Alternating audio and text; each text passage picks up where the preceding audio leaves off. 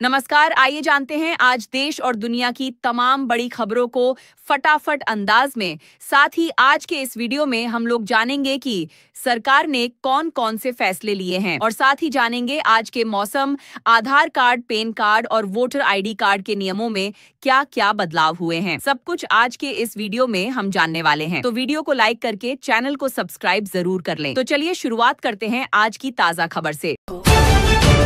अब आधार कार्ड से जुड़ी आपकी सारी टेंशन खत्म होने वाली है। भारत सरकार जल्द ही ई आधार ऐप लॉन्च करने जा रही है। इस नए ऐप के जरिए आप घर बैठे बैठे जन्म तिथि, पता, मोबाइल नंबर जैसी जानकारी आसानी से अपडेट कर पाएंगे। अभी तक ये काम करवाने के लिए लोगों को लंबी लाइनें लगानी पड़ती थीं, लेकिन नए ऐप के जरिए सब कुछ एक ही क्लिक में हो जाएगा।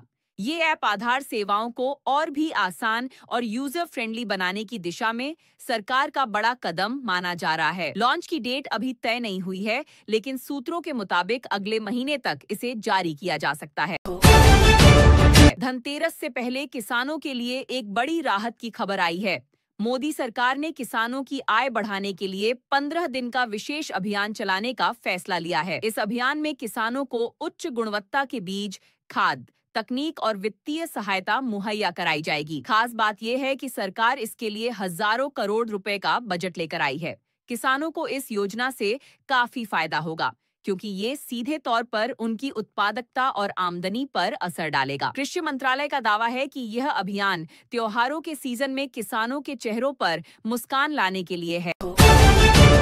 एससीओ समिट के दौरान पाकिस्तान के प्रधानमंत्री शाहबाज शरीफ की हालत खराब हो गई। प्रधानमंत्री नरेंद्र मोदी ने उनके सामने खरी खरी सुनाई और पाकिस्तान की आतंकवाद पर दोहरी नीति को उजागर कर दिया। खास बात ये रही कि इस बार एससीओ के कई बड़े नेताओं ने भी मोदी के रुख का समर्थन किया। मोदी ने साफ कहा कि जब तक पाकिस्तान आतंकवाद को पनाह देता रहेगा, तब तक भारत किसी भी तरह की दोस्ती पर विचार नहीं करेगा। सूत्रों की माने तो इस बयान के बाद पाकिस्तान का डेलीगेशन बुरी तरह से घिर गया और कोई भी खुलकर उनके पक्ष में नहीं आया।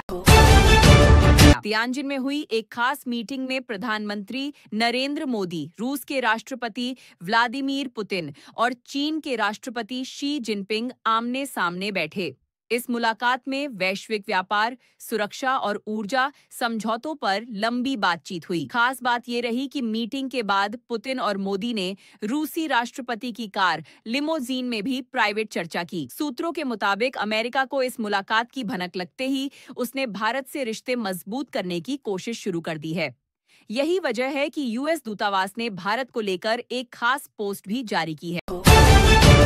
उत्तराखंड में चार धाम यात्रा पर निकले तीर्थ यात्रियों के लिए एक बुरी खबर है। रुद्रप्रयाग जिले में पहाड़ से गिरा एक बड़ा बोल्डर, जिसमें 2 श्रद्धालुओं की मौके पर ही दर्दनाक मौत हो गई। इस हादसे के बाद प्रशासन ने तुरंत चार धाम यात्रा को 5 सितंबर तक स्थगित कर दिया है। लगातार हो रही बारिश से पहाड़ों पर भूस्खलन का खतरा बढ़ गया है। पुलिस और एसडीआरएफ की टीमें लगातार बचाव कार्य में जुटी हैं।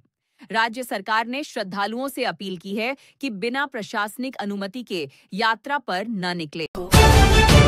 अगर कोई फर्जी पासपोर्ट बनवाकर भारत में घुसने की सोच रहा है तो सावधान हो जाइए। सरकार ने इसके खिलाफ सख्त कानून लागू कर दिया है। नए नियम के तहत फर्जी पासपोर्ट पर देश में प्रवेश करने पर 7 साल की सजा और भारी जुर्माना देना होगा। सुरक्षा एजेंसियों का कहना है कि ये फैसला राष्ट्रीय सुरक्षा को देखते हुए लिया गया है। इसके साथ ही एयरपोर्ट और बॉर्डर पर चेकिंग को और मजबूत कर दिया गया है। सरकार का मानना है कि इस कदम से मानव तस्करी, आतंकवाद और घुसपैठ पर लगाम लगेगी। बिहार में चल रही एसआईआर यानी विशेष जांच रिपोर्ट की प्रक्रिया पर रोक लगाने की मांग सुप्रीम कोर्ट ने खारिज कर दी है। अब बिहार में एसआईआर प्रक्रिया बिना किसी रुकावट के जारी रहेगी। याचिकाकर्ताओं ने दलील दी थी कि आपत्तियां दाखिल करने की समय सीमा बढ़ाई जाए, लेकिन कोर्ट ने साफ कहा कि अब इस पर कोई छूट नहीं दी जाएगी। सरकार का कहना है कि इस रिपोर्ट से राज्य की आर्थिक और सामाजिक नीतियों में सुधार होगा। बिहार सरकार ने स्वास्थ्य सेवाओं को बेहतर बनाने के लिए लैब टेक्नीशियन पदों पर भर्तियों की प्रक्रिया शुरू कर दी है। इच्छुक उम्मीदवार आज से ऑनलाइन आवेदन कर सकते हैं। स्वास्थ्य विभाग के मुताबिक इस भर्ती में सैकड़ों पद भरे जाएंगे। राज्य सरकार का मानना है कि इससे अस्पतालों में टेस्टिंग सुविधाओं को मजबूती मिलेगी और मरीजों को बेहतर इलाज मिल सकेगा। अभ्यर्थियों के लिए आवश्यक योग्यता और अन्य जानकारी विभाग की आधिकारिक वेबसाइट पर उपलब्ध है। यूपी में सरकारी कर्मियों और कर्मचारियों के लिए अच्छी खबर है। राज्य सरकार ने आउटसोर्स सेवा निगम के गठन के प्रस्ताव पर मुहर लगाने की तैयारी कर ली है। इस कदम से कर्मचारियों के लिए न्यूनतम वेतन बढ़ सकता है। फिलहाल कैबिनेट की मंजूरी का इंतजार है। अगर यह प्रस्ताव पास हो जाता है तो यूपी में काम कर रहे हजारों कर्मचारियों को सीधे तौर पर फायदा मिलेगा। श्रमिक संगठनों ने इस फैसले का स्वागत करते हुए कहा है कि इससे मजदूरों की जीवन स्तर में सुधार होगा। बिहार में इस समय वोटर लिस्ट को लेकर बड़ी हलचल मची हुई है। चुनाव आयोग के मुताबिक अब तक 2 लाख लोगों ने वोटर लिस्ट से नाम हटाने के लिए आवेदन दिए हैं। इसमें सबसे ज्यादा CPIML की तरफ से 103 आवेदन और बीजेपी की तरफ से 16 आवेदन दाखिल किए गए हैं। चुनाव आयोग का कहना है कि सभी आवेदनों की पूरी जांच की जाएगी ताकि आने वाले चुनावों में फर्जी। बिहार की महिलाओं के लिए बड़ी खुशखबरी। नीतीश कुमार कैबिनेट ने एक अहम फैसला लेते हुए सरकारी नौकरियों में महिलाओं को 35% क्षैतिज आरक्षण देने की मंजूरी दे दी है। यह फैसला सिर्फ बिहार की मूल निवासी महिलाओं पर लागू होगा। सरकार का दावा है कि इससे राज्य में महिला सशक्तिकरण को बढ़ावा मिलेगा। विपक्ष ने इस फैसले पर सवाल उठाए हैं, लेकिन सरकार का कहना है कि यह कदम युवतियों के भविष्य को बेहतर बनाने के लिए उठाया गया है। अब लड़कियों के लिए सरकारी नौकरी के सपने पूरे करना आसान होगा। झारखंड सरकार ने स्वास्थ्य सेवाओं को मजबूत बनाने के लिए बड़ा ऐलान किया है। जल्द ही राज्य की 948 पंचायतों में स्वास्थ्य उपकेंद्र खोलने की प्रक्रिया शुरू होगी। इसके लिए स्थानों का चयन तेजी से किया जा रहा है। सरकार का कहना है कि इन उपकेंद्रों के बन जाने से गांव-गांव तक बेहतर इलाज की सुविधा मिलेगी। स्वास्थ्य विभाग का दावा है कि ग्रामीण इलाकों में डॉक्टरों की कमी को दूर करने के लिए भी अलग से योजना तैयार की जा रही है। ये कदम गांवों में स्वास्थ्य सुविधाओं के नए आयाम खोल सकता है। बिहार में युवाओं के लिए सरकार ने एक और बड़ा फैसला लिया है। नीतीश कैबिनेट ने युवा आयोग के गठन को मंजूरी दे दी है। यह आयोग राज्य के युवाओं की शिक्षा, रोजगार और कौशल विकास से जुड़े मुद्दों पर काम करेगा। सरकार का कहना है कि आयोग युवाओं की समस्याओं का समाधान करने के लिए सुझाव भी देगा और नए स्कीम्स तैयार करने में मदद करेगा। राजनीतिक विशेषज्ञों का मानना है कि आने वाले चुनावों से पहले सरकार का यह कदम युवाओं को साधने की बड़ी कोशिश है।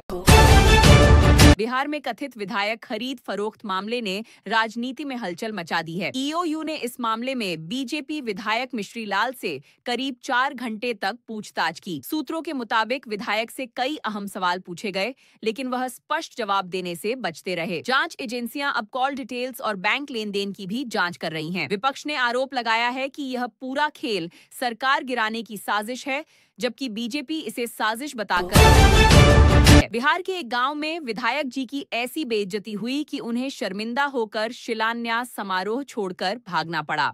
दरअसल ग्रामीणों ने विधायक की अमर्यादित भाषा पर आपत्ति जताई और विरोध प्रदर्शन शुरू कर दिया। देखते ही देखते माहौल इतना बिगड़ा कि विधायक को सुरक्षा कर्मियों के घेरे में वहां से निकलना पड़ा। घटना का वीडियो सोशल मीडिया पर वायरल हो गया है। विपक्ष ने इसे जनता की नाराजगी बताया है।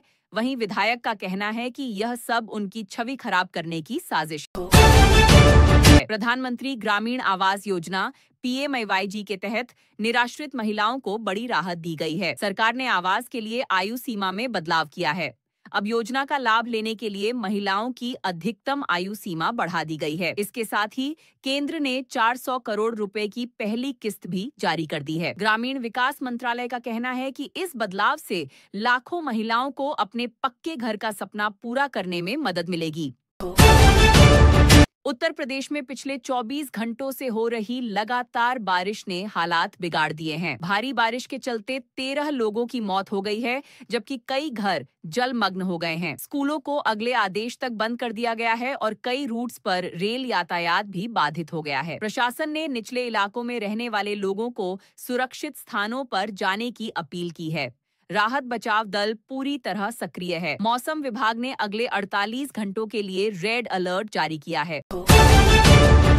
उत्तर प्रदेश अब देश का सेमीकंडक्टर हब बनने की ओर बढ़ रहा है। टाटा पावर ने राज्य में सेमीकंडक्टर प्लांट लगाने का ऐलान किया है।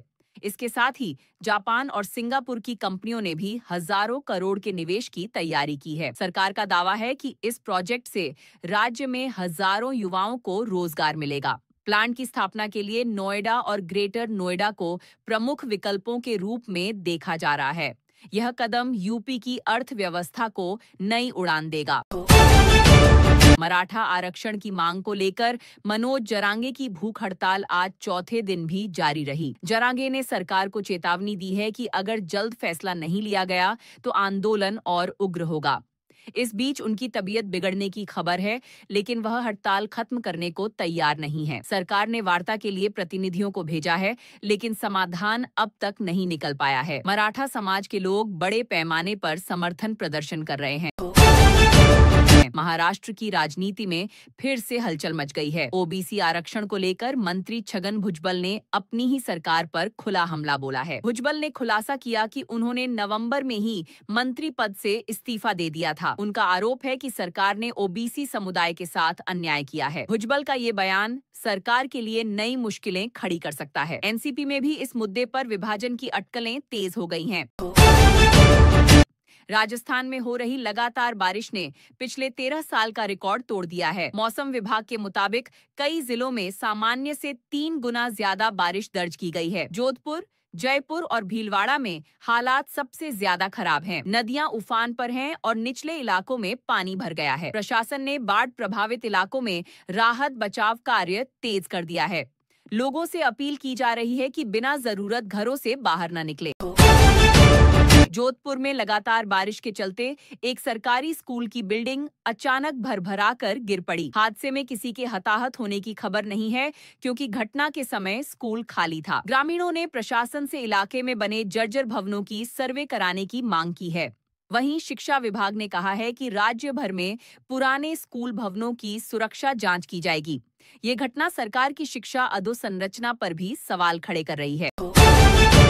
झारखंड सरकार ने राज्य में शराब बिक्री को लेकर नए नियम लागू कर दिए हैं। अब दुकानों पर शराब सिर्फ तय एमआरपी पर ही बेची जाएगी। अगर कोई दुकानदार नियम तोड़ता पकड़ा गया तो उस पर भारी जुर्माना लगाया जाएगा। सरकार ने शराब की दुकानों का समय भी रात 11 बजे तक तय कर दिया है। अधिकारियों का कहना है कि इससे अवैध कारोबार पर रोक लगेगी और सरकारी राजस्व में भी बढ़ोतरी होगी।